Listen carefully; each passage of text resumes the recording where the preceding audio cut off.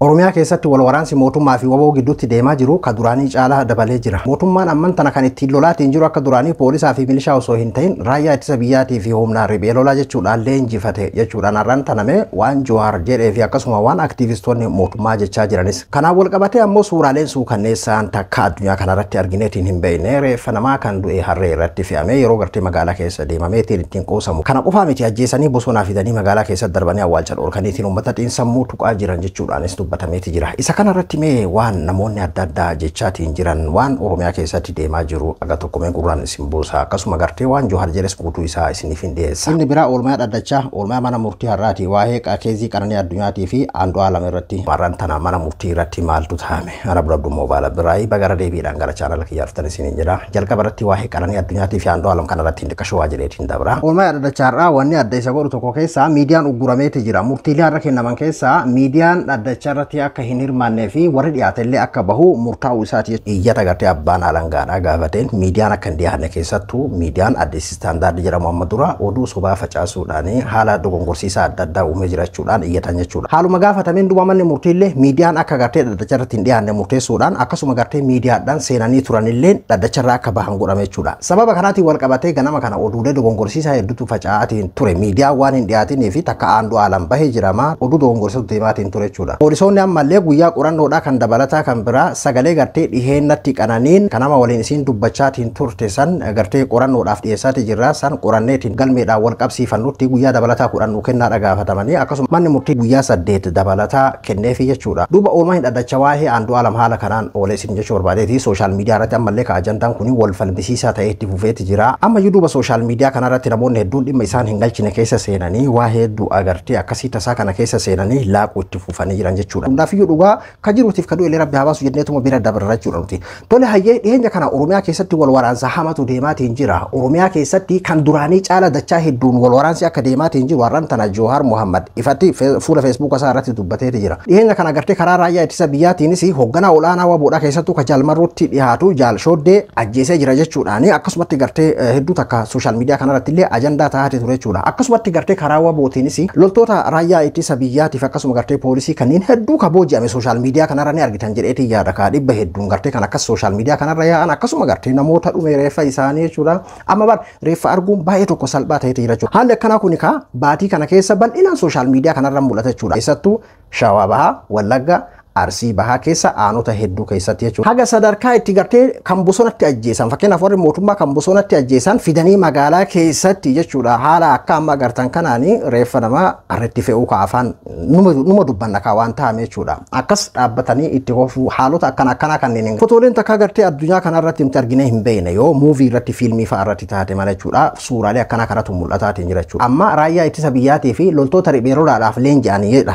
kan isaan ittiin lolaatiin jiran jechuudhaan Jawaar kanneen dubbatee fi kan biraa ammoo warra gartee dhiheenya kana karaa nagaa filatee jaalsanyii jalatti karaa nagaatiin Oromiyaa iddoo garaagaraa keessattuu Shawaa Bahaatii fi Wallagga keessaa warra galansan isaan san ammas jireenya nagaa hawaasatti makuudha manna ammayyuu akka gartee warra bosonatti hafisan adamsanii fi warra kaleessa isaaniif dahoo tahee isaanuma gartee uf jalatti qabaati nyaachisaa obaasaatiin ture uummata keessaa jechuudha. Warra kanneen miidhuu fi adamsuu irratti xiyyeeffatan jechuudha. Har'aan tana Jawaar nama afuriif ergaa dhaameeti jira jechuudha. Jaalsanyii Jaalmarroo mootummaa Bilisiginnaa Shimallis Abiyyiin jechuudha. Mee ergaa Jawaar guutuu isaa isiniif hin dubbisa akkas jechuudhaan eegale. Yoo yaadattan gaafa jaalsanyiin faa galansan bosonatti hafanii murna uummatanii jaallan isaanii kaleessaatiin wal ajjeesuu mannaa galuuf murteessu waan gaarii akka ta'e katabeen ture. Mootummaan garuu ijoollee nagaa filattee nagaa hangalte kana ammas bosonatti bobbaasee wal ficcisiisaa uummata nagaas gaaga'ama dabalataaf saaxilee jira. Qondaaltotaa fi loltoota waboo keessaa bahan san jireenya nagaatiif hawaasaatti makuu mannaa deebisanii warra bosonatti hafan akka lolaniif bobbaasan. Jaarris aarii jaallan isaanii kaleessaa irraa qabanii fi dirqama mootummaa irraa itti kennameen masakamanii loltoota isaan biraa hurufatti hafan qofa osoo hin taane uummata nagaha kaleessa isaan gargaaraa ture saaxiluudhaaf ajjeesutti seenan. Gochi loltoota waboo durii keessoo riphee loltoota beekanii raawwatamu kuni miira haaloo hammeesse adaduma mootummaa warra galee fayyadamuudhaan miseensaa fi deeggartoota maatii warra bosonatti hafee adamsuu cimseen warri bosonatti hafes tarkaanfii haaloo cimse. Haala kanaan ji'oota dhiyoo keessattuu godina Shawaa Lixaa fi Horroo Guduruu Wallaggaa keessatti namoota hedduutu galaafatame. Sodaa haalli kun uumeen qondaalonni waboo olaanoon mootummatti gala maatii isaanii baraaruudhaaf gara gara Finfinneetitti baqachiisan. Maatiin loltoota gara jalaa garuu akkasumatti saaxilamaniiti hafan. Qondaaltota bosonatti hafan keessa namni Jaarshoondee jedhamu loltoota waboo turanii mootummatti erga galanii booda bobbaafamantu ummata keessa riphee daguudhaan ajjeese. Kanatti aansee ajjeechaa haaloo bahuu maatii jara sanii irratti fudhatameeni namni hedduun dhume. Oromiyaaf kan ta'u ammallee rakkoon siyaasaa ilmaan ishee qawweedhaan fincisiise mariidhaan furamee kan bosonatti hafes galee wal ajjeechaan bifa kamiitu dhaabbachuudha. Faallaa kanaa garuu dargaggeeyyii sababa kamiifuu lolli nu gahee jedhaniitiin qawwee lafa kaayan bosonatti deebisanii wal ficcisiisuu haaloo hammeessuun araara fageessuudha malee nagaa hin buusu. Murni aangoorra jiru nagaa uummataa fi biyyaaf dantaa akka hin qabne irra deddeebi'ee mirkaneesseera waan ta'eef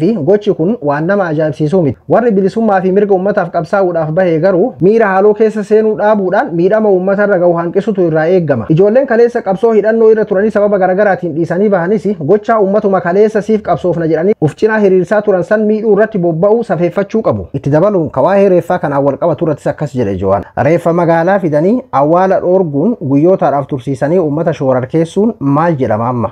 Gara jabeenya akkanaa kuni maal jaran? Arsii aanaalee akka Muunessaa, Heebanii fi Daandaa Shawaa Bahaa kanattis lolli hammaatee jira. Wal waraansa ammaa kana wanti adda isa godhu raayyaa ittisa biyyaa fi poolisii farra riphee lolaa jedhamu kan milishaa irraa leenjii fooyya'ee qabu fayyadamaa jira mootummaan. Akka odeeffadhettis uummatas baay'ee dararaa jiru. Reeffa loltoota waboo magaalaa fidanii gatuudhaan awwaala dhoorganii uummata xiinsammuu isaanii tuqaa jiru. Kun aanaa Heeban Arsii magaalaa Goljootaatti ta'e. Silaa wal ajjeesuun safuudha. Wal ajjeesanii reeffa waliin akkanatti taphachuun hoo jechuudha. Akkasuma gartee warra bilisiginnaa keessaa kan sooshaal miidiyaa kanarratti hedduminaan waa barreessuudhaan beekamu aktiivistoota bilisiginnaa keessaa Dammaqaa Nagaasaatii fi Fayyisaa Leellisaas akkas jechuudhaan barreessan kanarratti. Ammallee odoo hin nuffin irra deddeebineetuma himna. Mootummaan caasaa isaa hunda to'achuun barbaachisaadha. Mootummaa keessa ta'anii warra mootummaa diiguudhaaf hojjetaa jiran irratti tarkaanfiin fudhatamuu qaba. Diraamaan faannoon karaa burtukaaniin hojjetame ammas ergamtoota diinaatiin Oromiyaa keessatti waan miira namaa tuqu hojjechiisaa jiru. Uummata mufachiisuudhaa fi bitamtoota caasaa keessaatiin hojjetamaa jira. Hatattamaan sirreeffamni seeraa fudhatamuu qaba. Jedha Gaashee Dammaqaan. Tole Gaashee Dammaqaa. Fayyisaa Leellisaa immoo akkas jedha. Shaneen harree miti harree diidootti yoo fe'an ani garaa laafuuf hin danda'u. Afuuftu kaleessa gaafa isiin qotee bulaa keenya ajjeesaa turte maaliif hin dubbatin? Akkas jedha Fayyisaanis jechuun amma ajjeechaa gartee isiin qotee bulaa irratti raawwattetu amma hedduu takka isa hammeessa jechuudha Shanee irratti jechuudha Fayyisaa. Fayyisaa fi Dammaqaanis nama saasaadhaan sooshaal miidiyaa kanarratti jechuun akka nama gartee bilisiginnaa deeggaruu yookiin ammoo miseensa isaanii ta'ee tokkootitti bal'inaan namoota gartee asirratti waa barreessan inuma ajandaa uumuudhaan namoota beekamanidha isaan lachuu jechuudha. Ammati kamtu irra sirriidha kamtu sirrii jedhee kamtu haala akkaataa akeeka gartee mootummaa kanaa ibsee ka jedhu atummaan keessa kafeete fudhadha. Yaan isaan lameeniitiyyuu wal faallaa waan ta'eef kan isaan lameenii kan isin dhiyeesse malee wanni kun hedduu takka sooshaal miidiyaa kanarratti suukannii ajandaa guddaa ta'eeti jira jechuudha. Mee ambarama kana ajaa'ibsiisee reeffi kun na dhukkubee ni beekaa fakkeenyaaf harree irratti fe'anii akkuma gartee Fayyisaanuu jedhe diidoo irratti fe'anii homa barbaadan qonni amma reeffi kun na dhukkubee jedha. Jara keenya agartanii tana biyya biraa keessatti agartanii amma taate akkanaa kana jechuudha. Abarama ibalu godhee ibalu akkas godhee ibalu sababa akkas ta'eef sababan tuulinati. Reeffi reeffa eegadu reeffa bareednu maqaa jijjiirate namummaa irraa reeffa ta'eeti jira jechuudha. Reeffi ilma namaa tokko wanti nama gartee fakkeenyaaf beeylada irraa addunyaa kanarraa ilmi namaa ittiin kabajamu keessaa tokko reeffi isaallee kabajamuudhaan jechuudha. Osoo jiruu ni kabajama reeffi isaa du'aallee ni kabajama jechuudha. Kun haala agartan kana daawwatama jechuudha. Akkanatti harree irra fe'amee jechuudha. Waa'ee warra siyaasaadhaan nu galchu nuti. Garuu uummanni haala akkana kana keessummeessaatiin jira jechuudha. Taatee takka argineetiin hin beekne yaa jara keenya. Duuba Oromiyaan haala kana keessummeessaa jirti jechuudha. Akka amma gartee Joohar jedhetti kun amma Arsii Bahaa keessatti waan ta'eef Arsii Bahaa keessatti aanonni afur mooshan jechuudha. Ana Qarsaa Muunessaa fi Shirkaa gartee bakka qe'een itti guututti barbadoite qe'een namoota guututti barbadoite bakka jireenyi jiraachuun lubbuudhaan jiraachuun itti hadhaa'e bakka qeerroo ijaan itti arguun dharraa guddaa taate keessaa jechuudha. Akkuma gartee Horoo Guduruu Shawaa Salaalee iddoo rakkoon nageenyaa jiruun hedduu takka gartee miidhamte keessaa akkasuma jechuudha. Arsii Bahaa keessa reeffilleen akkasiin gartee kabajaan irraa dhabame jechuudha. Reeffi Oromoollee akkasiin gartee kabajaa dhabe jechuudha. Wanni sooshaal miidiyaa kanarratti gartee amman tana deemaatiin jiru taatee gartee amma dura Oromoo irratti gochisuu kanneen isaan akkasii bobbaafame akka amma Dammaqaa irraa hubattan kanatti jechuudha. Gochisuu kanneen isaan akkasii gartee faannoon Oromoo irratti hojjetaa jirti. Oromoon asii tokkoomuu qaba haala akkasii waan jedhu san baatimaa fi torbee takka keessatti harka akkas gartee wal diigee jechuudha. Akkaataa amma Dammaqaa irraa hubattan kanatti jechuu kiyya. Kabiraa immoo kan akka gartee Fayyisaadha. Kuni waan sirriidhaa godhame jechuun silaa harree diidootti godhamuu qabaayyuu jechuudhaan jechuudha. Akkasiin jechuu kan inni dubbate. Gaafattoo dhiyoo gaafa mootummaa yeroodhaa Tigraahii Jeneraal gartee Taaddasaa Warradaadhaa gaafa filamu Dr. Abiyyi nagahaan bahanii galuudhaaf yookiin ammoo misoomatti bobba'uu uummata gartee obbo obboleeyyan isaanii kabirootitti uummanni Tigraay hawweetti jira akka san argatuuf jedheetti jira. Amma kun Oromiyaan